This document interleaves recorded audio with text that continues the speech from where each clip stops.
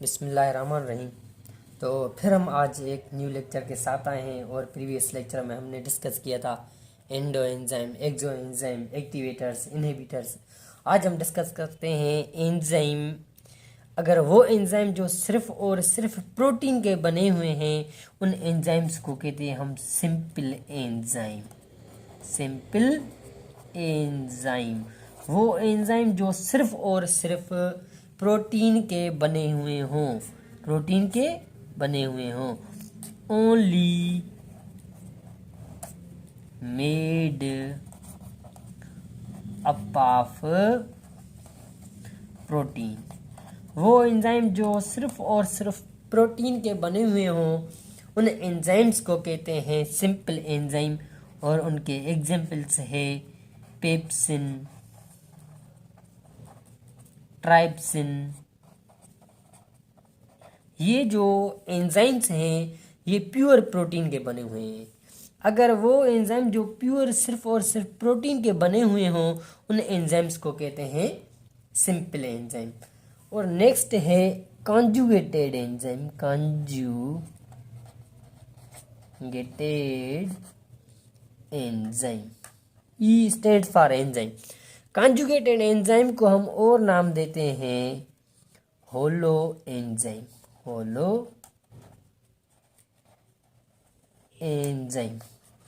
Holo enzyme की जो composition है वो दो टाइप्स की है।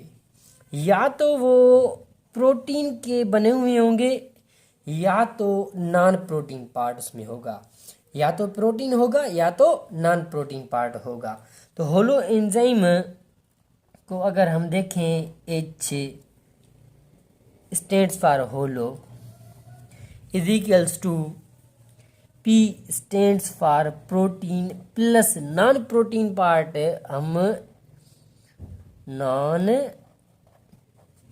पी यहाँ पर लिखते हैं। तो होलो एंजाइम की जो कंपोजिशन है वो है protein plus non protein part is equal to holo enzyme और कॉन्जुगेटेड एंजाइम। अगर होलो एंजाइम में ये प्रोटीन पार्ट देखें, प्रोटीन पार्ट अगर हम देखें तो इस प्योर प्रोटीन पार्ट को हम कहते हैं एपो एंजाइम। Apo enzyme. होलो एंजाइम में अगर प्रोटीन पार्ट को हम देखें तो उस प्रोटीन पार्ट को हम कहते हैं एपो एंजाइम। अगर होलो एंजाइम में नॉन प्रोटीन पार्ट को देखें तो उस नॉन प्रोटीन पार्ट को हम कहते हैं नॉन प्रोटीन पार्ट को हम कहते हैं कोफैक्टर। कोफैक्टर। अब कोफैक्टर को डिवाइड किया गया है, या तो कोफैक्टर ऑर्गेनिक होगा या तो कोफैक्टर इनऑर्गेनिक होगा। या तो कोफैक्टर ऑर्गेनिक होगा या तो कोफैक्टर इनऑर्गेनिक होगा। तो याद रखें, अगर कोफैक्टर इनऑर्गेनिक है, इनऑर्गेनिक है, तो याद रखें उसमें आइंस आ जाते हैं जो किसी भी एंजाइम्स को एक्टिवेट करने के लिए चाहिए। लाइक आइंस जो किसी भी एंजाइम्स को एक्टिवेट करने के लिए चाहिए होते हैं। Like zinc, copper, magnesium, potassium, etc. ये इनऑर्गेनिक कोफैक्टर्स होते हैं जो किसी भी एंजाइम को एक्टिवेट करने के लिए चाहिए। और कोफैक्टर्स होते हैं ऑर्गेनिक। क्या होते हैं? ऑर्गेनिक। फिर कोफैक्टर अगर ऑर्गेनिक है तो इनऑर्गेनिक के बेस पे डिवाइड किया गया है दो टाइप्स में। इसमें दो टाइप्स में। अगर कोफैक्टर ऑर्गेनिक कोफैक्टर एंजाइम के साथ लूजली बाउंडेड है तो उसको हम कहते हैं कोएंजाइम। क्या कहते हैं? कोएंजाइम।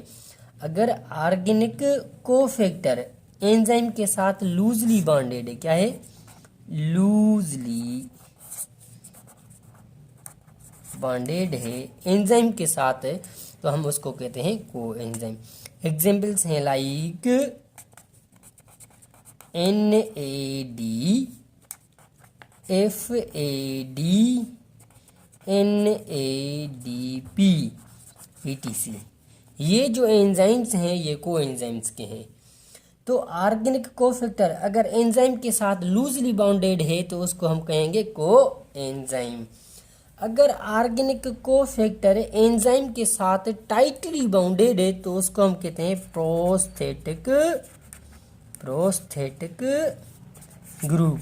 टाइटली अगर बाउंडेड है, टाइटली बाउंडेड विथ एंजाइम। अगर ऑर्गेनिक कोफैक्टर एंजाइम के साथ टाइटली बाउंडेड है तो उसको हम कहते हैं प्रोस्थेटिक ग्रुप। उसके एग्जांपल्स हैं like heme part, flavin, biotin, ETC। ये जो होते हैं ये प्रोस्थेटिक ग्रुप हैं।